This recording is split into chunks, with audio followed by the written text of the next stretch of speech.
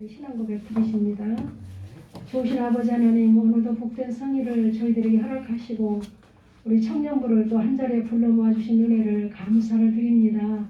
좋으신 아버지, 오늘 여러 가지 사정으로 인해서 또 이 자리에 참여하지 못한 우리 사랑하는 성찬님들 어디에 있든지 늘 주님을 기억하며 이 시간을 기억하며 주님 앞에 감사함으로 있는 처소에서 예배 드릴 수 있도록 은혜를 베풀어 주시기를 원합니다.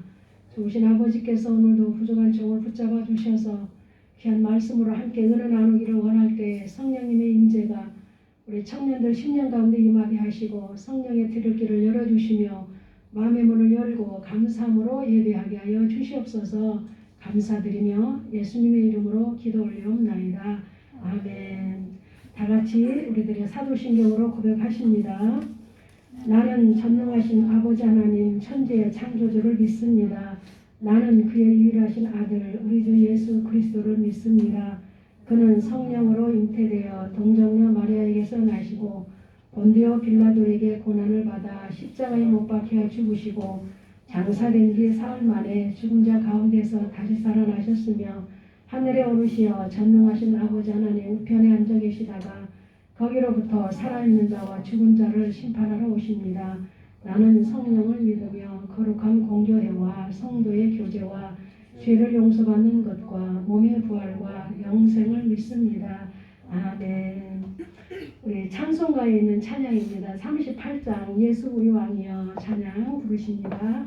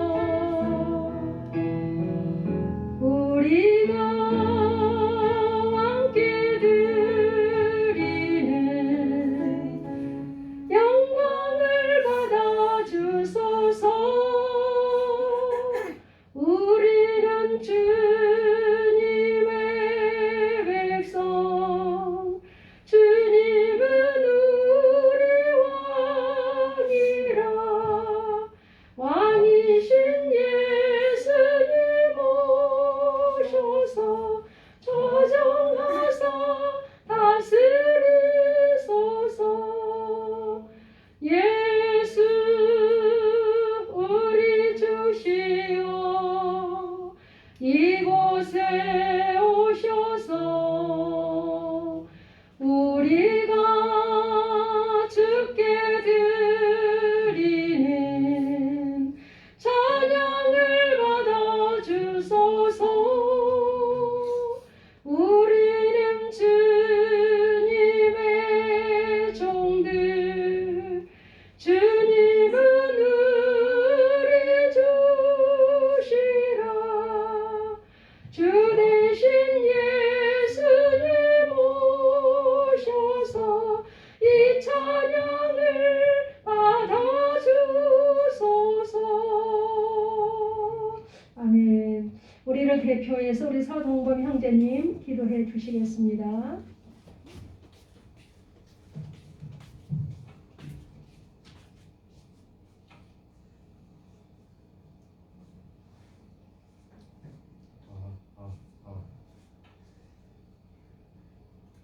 하나님 아버지 감사합니다. 아멘. 주일 예배 가운데 안전하게 이끄시고 주님을 찬양하게 하시니 감사합니다. 아멘. 오늘 목사님 말씀 가운데 능력을 더하셔서 그 말씀으로 은혜 받게 하시고 아멘. 주님께 진심으로 드릴 수 있는 예배, 주님께서 기꺼이 받으시는 예배가 될 수 있도록 도와주세요. 아멘. 아직 오지 못한 청년들에게 교회 나오는 마음을 주셔서 아멘. 주님을 예배드릴 수 있게 하시고 믿음이 커져갈 수 있는 예배가 되게 해주세요. 아멘. 예수님의 이름으로 기도드립니다. 아멘. 네, 감사합니다. 오늘 하나님께서 우리에게 주시는 생명의 말씀은 고린도전서 2장 10절에서 11절까지 말씀입니다. 짧은 말씀이니까 우리 같이 보실까요? 자, 고린도전서 2장 10절에서 11절까지 말씀입니다. 같이 보십니다. 시작. 오직 하나님이 성령으로 이것을 우리에게 보이셨으니 성령은 모든 것 곧 하나님의 깊은 것까지도 통달하시느니라. 사람의 일을 사람의 속에 있는 영 외에 누가 알리요. 이와 같이 하나님의 일도 하나님의 영 외에는 아무도 알지 못하느니라. 아멘.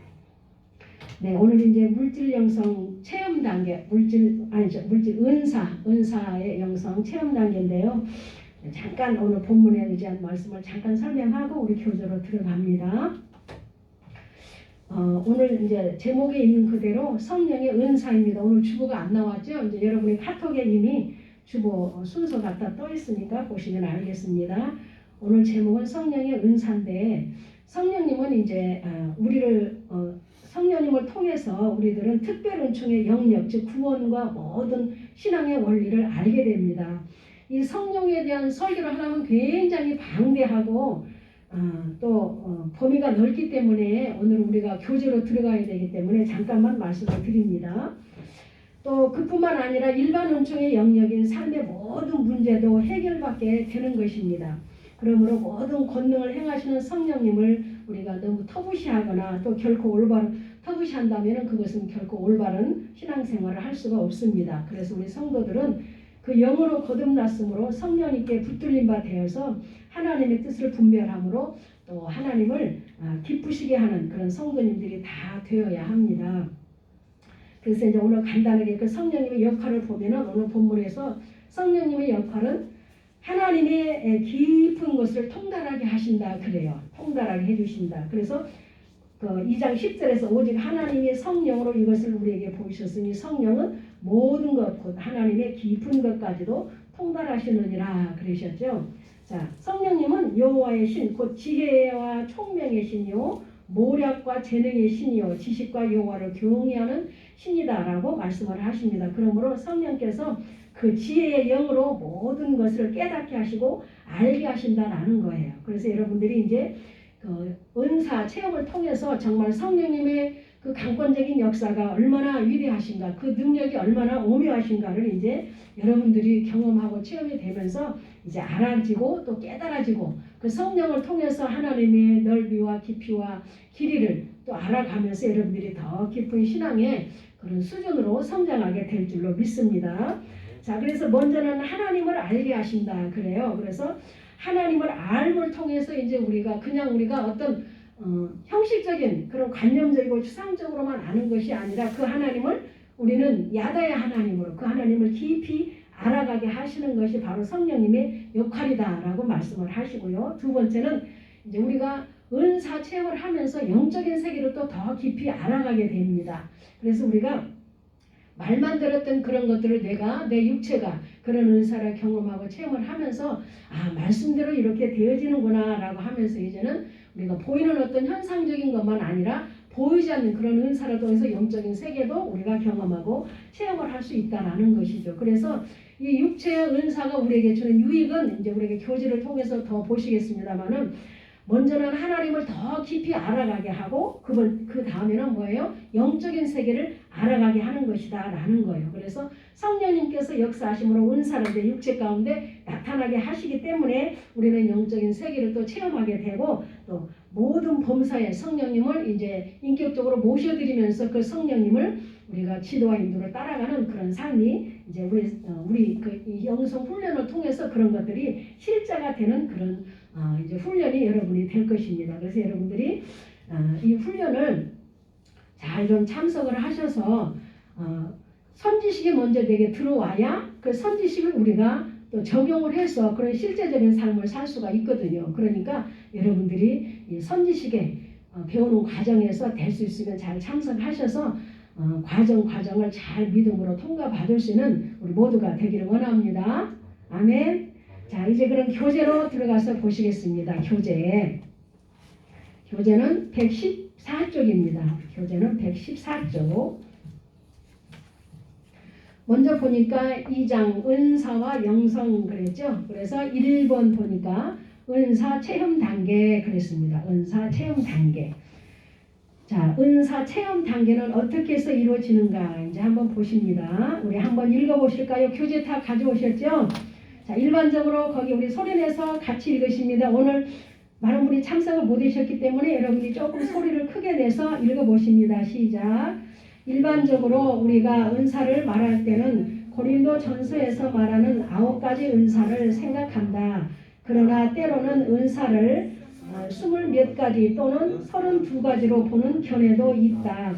은사의 본래적 의미는 하나님으로부터 오는 선물이라는 뜻으로서 고린도전서 12장에서 말하고 있는 은사는 성령의 권능 또는 성령의 능력이라는 측면에서의 은사이다.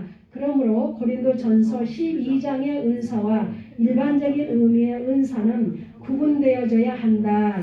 에베소서 4장 11절은 직분적, 직업적 개념의 은사를 말하고 로마서 12장 6절과 8절은 봉사적, 재능, 그러니까 섬김의 개념에서 은사를 말한다. 자, 그래서 여기 지금 그 직분적 개념의 은사도 있고 또 로마서에서 12장 6절에서 8절에서는 보니까 어떤 은사라 그래요? 봉사적, 재능적 은사. 그런데 이것은 달란트적 은사다 이렇게 표현해도 됩니다. 그래서 여러분의 그 공간이 조금 있죠. 로마서 12장 6절 8절 그 밑에 공간에다가 볼펜이 있으신 분은 이것은 달란트적 은사 이렇게 기록을 해 놓으시면 여러분들이 이제 나중에 이 말씀을 보기가 쉽습니다. 자, 그래서 직분, 직임적 은사는 거기 에베소서 4장 11절에 있죠. 한번 읽어보실까요? 시작. 그가 어떤 사람은 사도로, 어떤 사람은 선지자로, 어떤 사람은 복음 전하는 자로, 어떤 사람은 목사와 교사로 삼으셨으니. 자, 이것은 어떤 은사다 그래요? 직업적 은사, 직분적 직업적 은사의 개념이다. 이렇게 말씀을 하고 있는 거예요. 그리고 로마서 12장 6절과 8절은 달란트적 은사. 그래서 여러분들이 이제 에베소서 4장 11절에서 말씀하는 여기에는 해당이 안 된다 할지라도 로마서 12장 6절과 8절에서 말씀하시는 달란트적 은사는 다 있어요. 다 있어. 우리 성엽이 형제로 말할 것 같으면 달란트가 있어 지금. 그 달란트를 지금 잘 사용하고 있죠? 뭘 어떻게 사용하고 있어요 지금? 그렇죠. 나보고 드럼 배우라 그러면 난 정말로 못해. 우리 자매님 보고 드럼 치라 그래봐. 박자 제대로 맞출 수 있을까? 배우면 물론 하겠지. 근데 달란트가 있는 사람이 배우는 거와 달란트가 없는 사람이 배우는 건 또 틀려. 달란트가 있는 사람은 금방 터득해서 그걸 빨리 할 수 있어요. 우리 동범이 형제 같은 경우는 어떤 달란트를 주셨을까? 이제 이걸 보면서 내게 주어진 달란트는 뭘까를 알아서 여러분들에게 주어진 그 달란트를 주님께서 잘 활용을 해서 써먹어야 그 달란트가 빛이 납니다. 어떤 달란트가 있는 것 같아요, 형제에게는? 찬양의 은사입니다. 찬양. 우리 혜린자매는? 가르치고 뭐 이러는 게 난 참 재밌다. 그럴 때는 가르치는 그런 달란트가 있는 거예요. 다 아무에게 있는 게 아니거든요. 가르치는. 근데 저도 사명소명이 목회자에다가 가르치고 양육이에요. 그래서 저 이렇게 가르치는 게 참 재밌어요. 이제 이렇게 잘 가르치는 방법을 잘 터득해서 잘 가르쳐서 함께 공감하면서 듣는 사람으로 하여금 귀에 쏙쏙 들어오게 잘 가르쳐야 되는데 내가 그렇게까지는 좀 지식이 짧아가지고 그렇게는 못할지 몰라도 어쨌든 저는 막 이렇게 가르치고 돌아보고 돌보고 양육하는 그것이 참 재밌어요. 은혜가 돼. 하면서도 내게 은혜가 돼. 다 누구에게나 하나님은 달란트, 재능을 다 주셨어요. 그러니까 이제 여러분들이 이 은사 과정의 공부를 하면서 내게 주어진 달란트는 또 무엇일까? 한두 가지 달란트는 다 주었거든요. 하나님이. 그래서 여러분들이 여러분에게 주어진 달란트를 발견하셔서 주님 앞에서 비신하게 아름답게 잘 사용할 수 있는 여러분들이 되시기를 바랍니다. 자, 여러분 이제 이 은사는 오늘 우리 그 교재 정의를 볼 때 하나님께서 주시는 은사는 무엇이다 그래요? 다 선물로 주셨다 그래요. 선물. 값 없이 다 누구에게나. 그러니까 구원의 확신이 없는 어제 믿은 사람도 교회 와서 내가 이걸 사모하고 열심히 기도하면 은사가 체험이 되는 거예요. 그래서 그 은사가 체험이 되면서 이제 어때요? 말씀대로 이렇게 되는구나. 이런 은사가 있다고 그러는데 이런 은사가 나에게서 나타나는구나. 이걸 경험하고 체험을 하면서 믿음의 확신을 갖게 되고 또 구원의 확신을 얻게 되고 그래서 하나님께서 모두에게는 은사를 선물로 다 주셨다 그러거든요.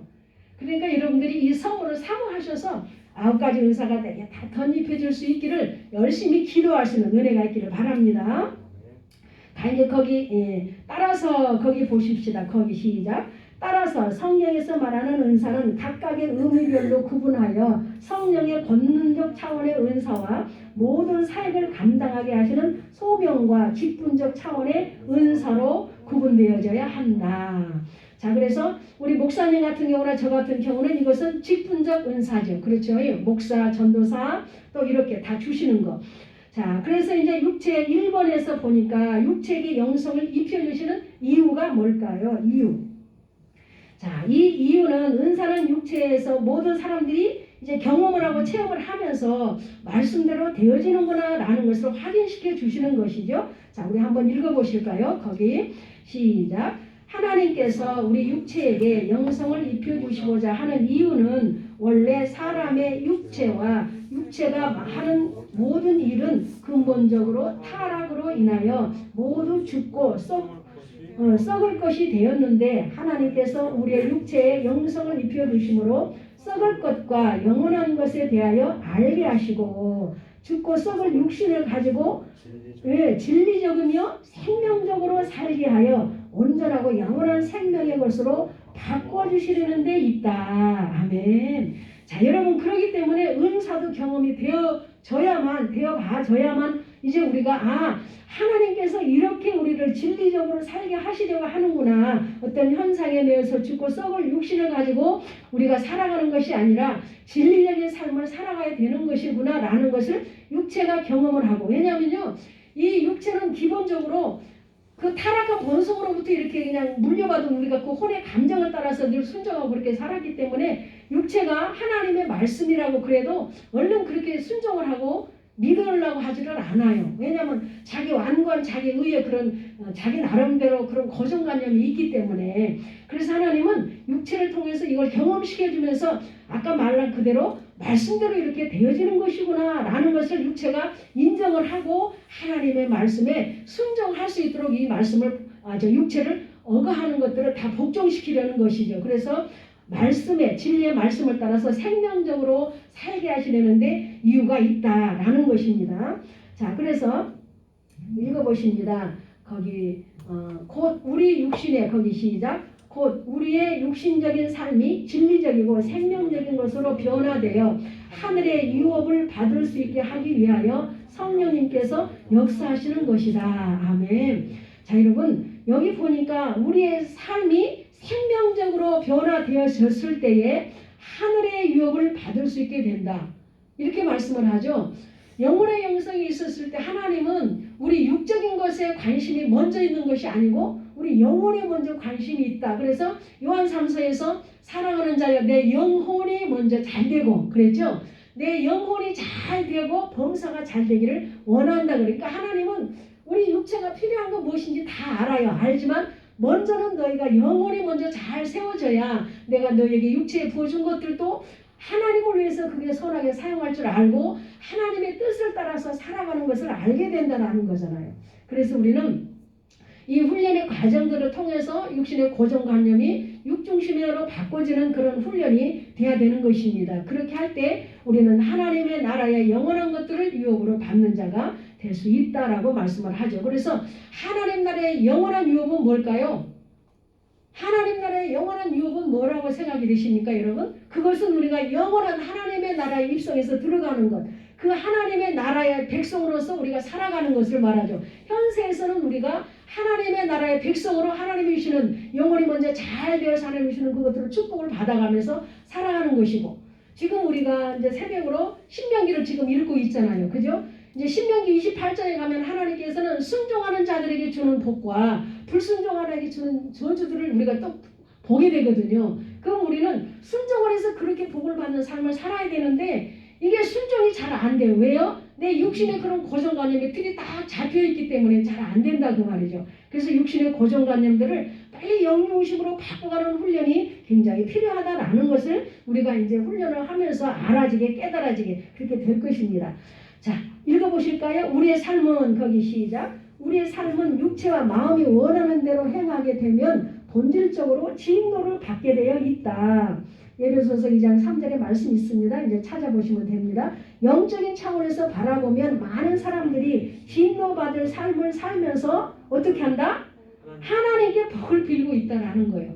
그러니까 우리도 어쩌면 저도 그랬거든요. 모르니까 자꾸 이제 영적인 것은 모르니까 육적인 것만 잘 되기를 위해서 맨날 기도를 했어요. 자녀들을 위해서도 자녀들의 형통한 어떤 것들만 구하고 영적인 거에서는 구하지를 않았었어요. 그런데 이런 진리를 알고 나서 그렇구나, 우리는 먼저 그 나라와 그 위를 먼저 구하는 자가 돼야 되는 것이구나 라는 것을 알게 되었죠. 자, 그래서 우리가 거기 시작. 우리가 육체라고 할 때는 생각과 마음, 살과 뼈를 비롯하여 우리가 평소에 자신이 생각하고 느끼고 원하는 대로 사는 모습을 포함한다. 원래 우리의 육체는 태어나면서부터 본능적이고 세상적이고 육신적이고 정욕적이다. 그러므로 이런 나의 육체가 영성이 입혀지는 것과 입혀지지 않는 것에는 크나큰 차이가 있다. 어때요, 여러분? 동의하십니까? 아멘이죠. 영성이 입혀져야 돼. 그렇지 않으면 우리는 자꾸 죽고 썩고 없어질 것들만, 현상적인 것들만 구하면서 그거에서 추구하면서 그렇게 살아가게 되죠. 그러나 그것은 로마서 8장에서 볼 때 하나님께서 원하시는 삶이 아니다. 그것은 생명적인 삶이 아니라 그것은 사망의 삶이다라고 분명히 로마서 8장에서 말씀을 하고 있습니다. 자, 육신은 언제나 욕구 불만을 가지고 있다. 그래서 신앙생활도 자신의 욕구를 충족하는 방편으로 생각한다. 그랬어요. 여러분, 이제는 우리가 이런 것을 배워가면서 영적인 것을 먼저 추구할 수 있는 저와 여러분이 되기를 주의 이름으로 권면해 드립니다. 그러면 하나님은 아까 뭐랬어요? 영혼이 잘 되면 모든 범사가 다 잘 되도록 하나님이 우리를 축복해 주신다라고 말씀을 하고 있잖아요. 자, 즉 사람의 육체는 이기적인 측면에서 마음이 원하는 것을 이루려고 몸부림을 치는 존재다. 맞는 말이죠. 육신적인 어떤 것, 이기적인 것을 이루려고 몸부림을 치죠. 많은 지금 세상 사람들도. 자, 여러분들이 한번 읽으셨으니까 이제 여기 한번 건너가시고 뒤로 한 장 넘어갑시다.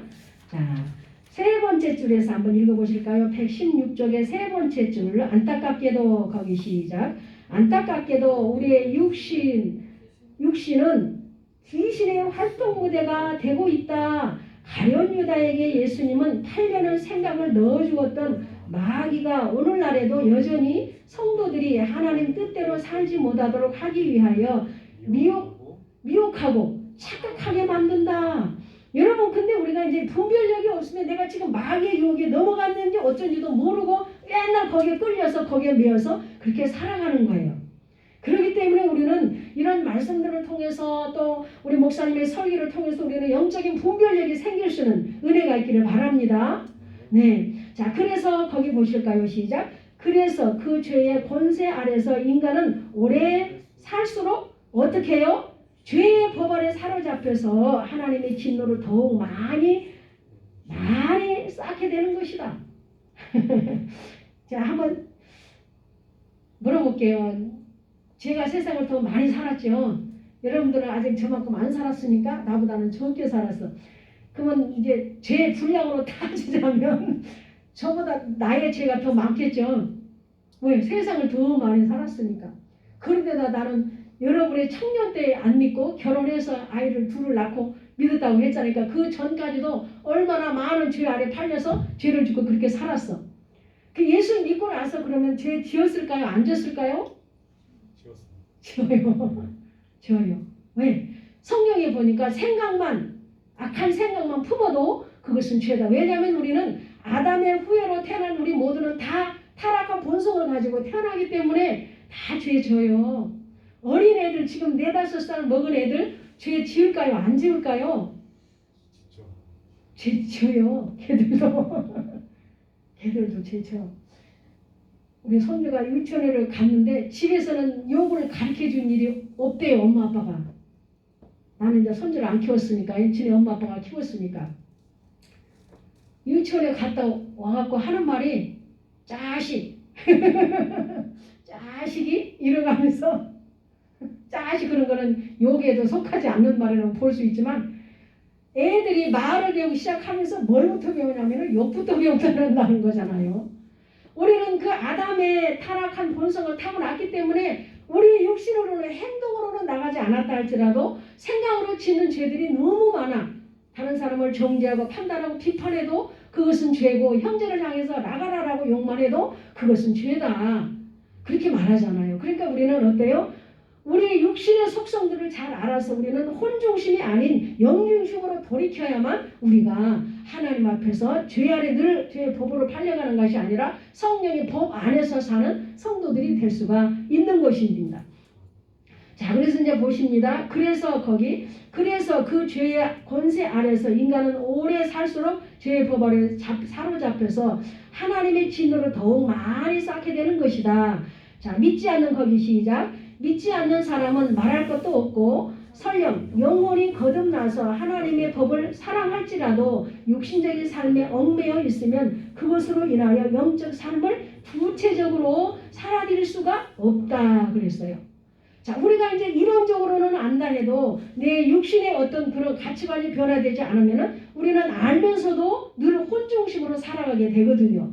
영적인 삶을 추구하지 않거든요. 우리가 영적인 구체적인 삶을 살기 위해서는 늘 우리는 나를 거절하는 사람, 나를 부인하는 사람, 나에게 주어진 십자가 아래서 내가 그 자아가 처리되고 육신에 쓴 감정들이 처리받아야 되는 것입니다. 자, 이러한 상태에서 거기 보실까요? 이러한 상태에서 예수 그리스도를 닮는다는 것은 환상적인 이야기에 불과하다. 그러므로 내적인 실패와 사망의 고뇌를 경험한 사도 바울은 이렇게 고백한다. 로마서 7장 24절의 말씀이죠. 읽어보십니다. 시작. 오호라 나는 곤고한 사람이로다. 이 사망의 몸에서 누가 나를 건져내랴.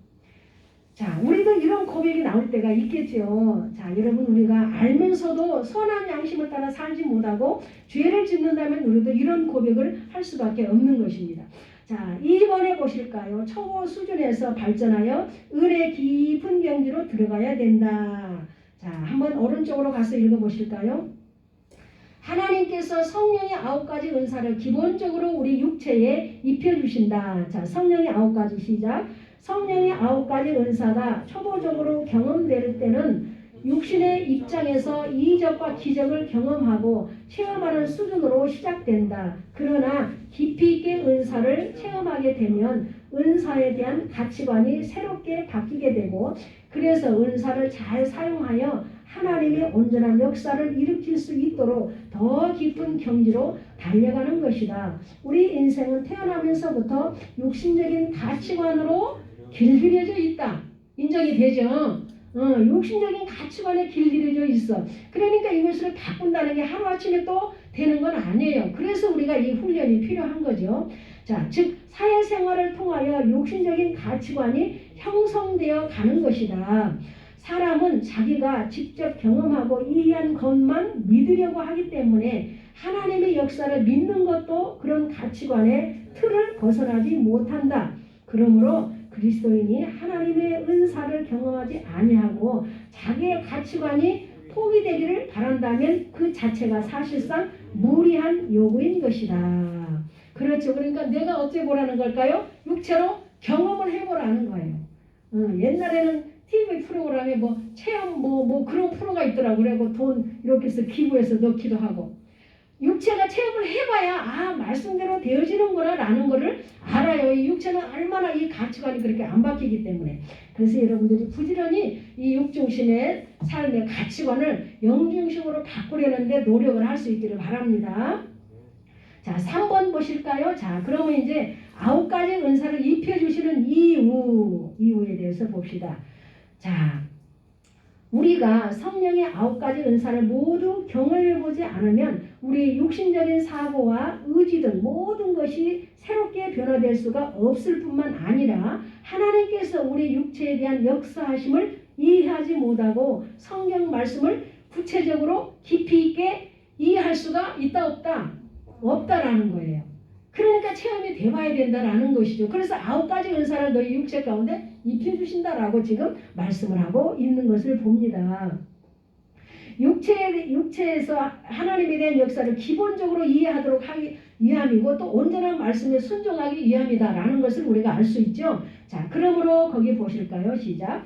그러므로 우리는 먼저 성령의 권능적 차원에서 9가지 은사를 고루 경험하고 나아가 봉사적 개념, 직분적 개념으로서의 은사를 경험하고 체험하여 은사에 대한 하나님의 사역을 총체적으로 이해하며 또한 하나님의 구원을 장애 없이 이루어가야 한다. 이와 같이 하나님께서 모든 은사를 연약한 우리 육체에 입혀주셔서 하나님께 영광을 그리고 교회 이웃 나 자신에게도 덕을 세우며 봉사하고 희생할 수 있도록 하신다. 자, 여러분 보세요. 여기 지금 말씀에서 보니까 하나님께서는 어찌하든지 9가지 은사를 주신 것은 하나님의 뜻을 따라서 살아가기 위한 것이다 라고 말씀을 하고 있어요. 자, 그러면은 여기서 볼 때에 교회와 이웃 나 자신에게도 덕을 세우면서 봉사하고 교회할 수 있도록 하신다라고 말씀을 하고 있죠. 자, 우리 여기 지금 고린도전서 아까 2장인데 14장을 한번 찾아가 보실까요? 고린도전서 14장. 성경책 있으신 분은 고린도전서 14장 한번 읽어보십니다. 고린도전서 14장 1절과 5절까지를 한번 보실까요? 다 찾으셨나요? 시작. 사랑을 추구하며 신령한 것들을 사모하되 특별히 예언을 하려고 하라. 방언을 말하는 자는 사람에게 하지 아니하고 하나님께 하나니 이는 알아듣는 자가 없고 영으로 비밀을 말함이라. 그러나 예언하는 자는 사람에게 말하여 덕을 세우며 권면하여 이루하는 것이요 방언을 말하는 자는 자기의 덕을 세우고 예언하는 자는 교회의 덕을 세우나니 나는 너희가 다 방언 말하기를 원하나 특별히 예언하기를 원하노라. 만일 방언을 말하는 자가 통역하여 교회의 덕을 세우려 아니하면 예언하는 자만 못하니라. 자, 예언도 방언도 다 무엇을 위해서 우리에게 주셨어요? 덕을 세우라는 거예요. 덕을 세우라. 우리의 신앙생활에 모든 은사는 하나님께서 도구로 주신 거예요. 믿음 생활을 잘 할 수 있도록 육체가 경험이 되고 체험이 되면서 도구로 능력 있는 믿음 생활을 하기 위해서 우리가 이 은사를 우리에게 주셨다라는 것이죠. 그래서 모든 은사는 나에게도 덕이 돼야 되고 이웃에게 또 교회에도 덕이 되게 이것을 사용해야 된다라고 말씀을 해요.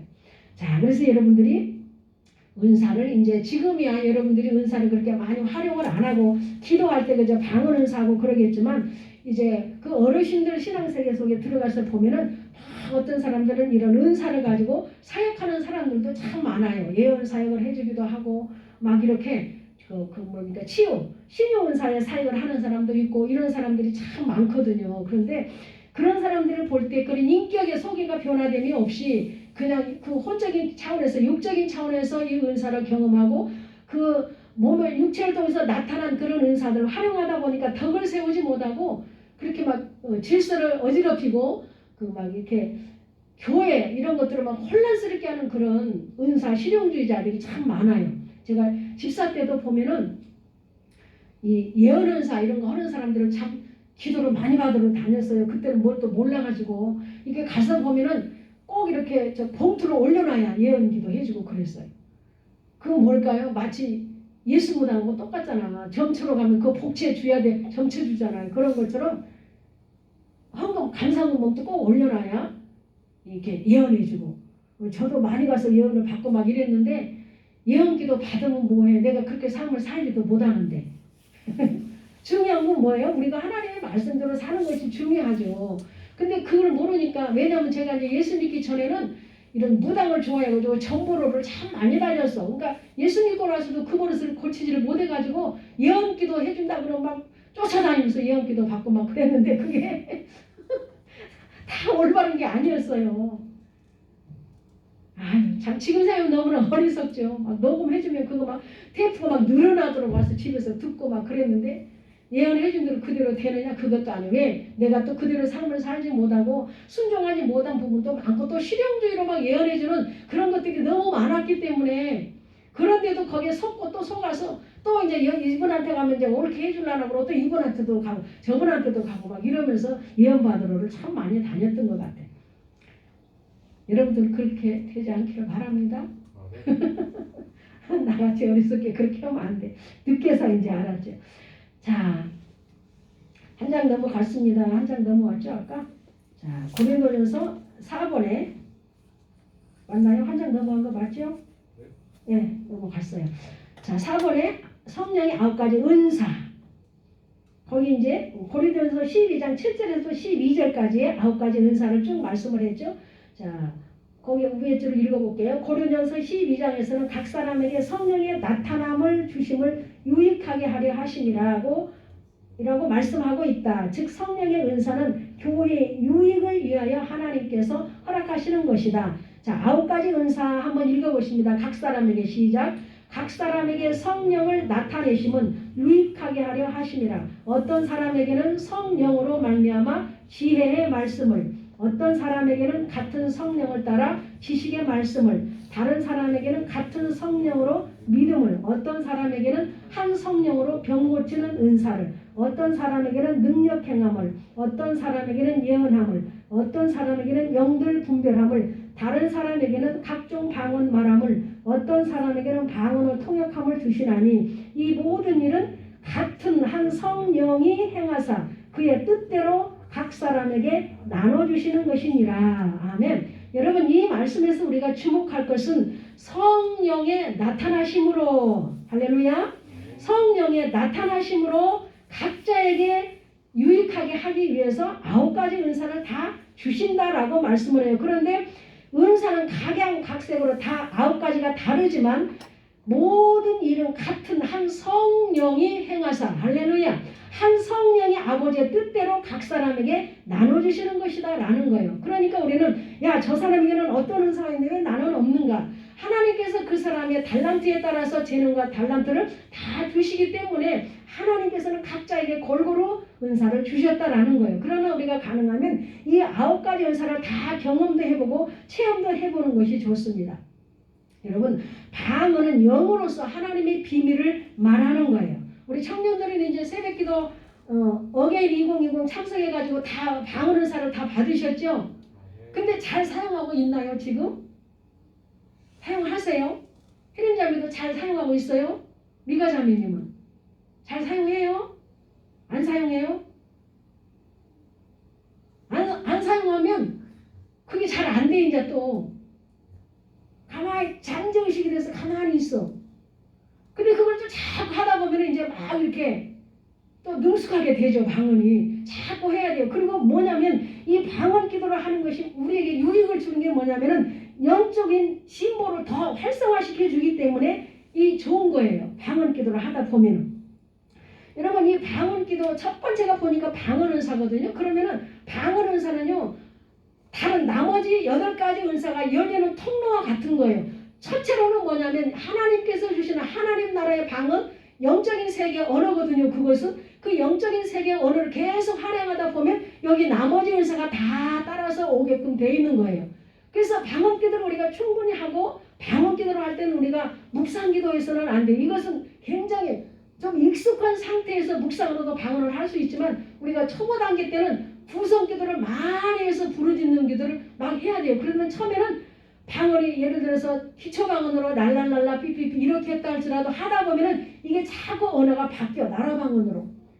그래서 익숙하게 되죠. 그리고 처음에는 통변이 안 돼. 이게 뭔 소리 하고 있는지도 몰라. 내가 지금 하고 있기는 해도. 그래서 하다가 아유 지루해. 내가 뭔 소리 하는지도 모르는데 뭘 하냐 이래가지고 또 안 해버려. 그런데 하다 보면은 알아서 이게 깨달아져. 아, 내가 지금 어떤 기도를 하고 있구나. 다른 사람의 통변은 못 해줘도 내 통변은 돼. 아, 내가 지금 어떤 기도를 하고 있구나. 그리고 하나님께서 주시는 방언으로 기도했을 때 저 같은 경우는 하나님이 말씀을 주시는데 그 말씀을 내가 내 입으로 요한일서 3장 1절을 봐라. 이게 내 입으로 내가 말을 해. 근데 내가 내 입으로 하는 게 아니라 방언을 그것을 내 입으로 통변을 하더라고 내가. 아, 그래서 읽어보면 아, 이게 그게 나에게 합당한 하나님이 내 말로 주시는 말씀이었구나. 그래서 하나님이 방언할 때 어떤 말씀들이 탁탁탁탁 떠올리게 하는 거는 하나님이 그때 나에게 주시는 말씀들이 생각나게 해요. 또 방언할 때 어떤 찬송이 떠오르게 할 때는 하나님이 그 찬송을 나에 통해서 받고 싶어 하는 거예요. 이렇게 우리가 이제 통변이 되어지면서 알아지고 이해가 되어지고 그렇게 되는 거예요. 그래서 영적인 세계를 경험하게 되는 것이기 때문에 우리는 방언 기도를 사모하셔서 방언 기도를 많이 할 수 있는 저와 여러분이 되기를 바랍니다. 하나님이 주신 귀한 선물이잖아요. 선물이라고 그랬으니까. 자, 그럼 방언 기도를 한번 읽어보실까요? 그 방언 거기 한번 읽어보십니다. 시작. 바울 자신도 당시에 방언을 많이 함으로 하나님께 감사했고 고린도전서 14장 18절에 있습니다. 고린도 교회 성도들 모두가 방언 말하기를 원한다는 말을 하였다. 방언은 특정한 언어를 구사하도록 정해진 것은 아니다. 고린도전서 12장 10절에는 각종 방언 말함이라고 말함이 있다고 했는데 이는 그 종류가 다양하다는 것을 말한다. 자, 그래서 방언을 하는 사람은 뭐 똑같이 하는 게 아니야. 다 달라 방언이. 그 언어가 다 달라요. 하나님이 다 나름대로 다 하나님께서 나라방언 주는 사람도 있고 기초방언으로 하는 사람도 있고 그러기 때문에 그러나 하나님 나라의 언어이기 때문에 내가 어떤 말을 해도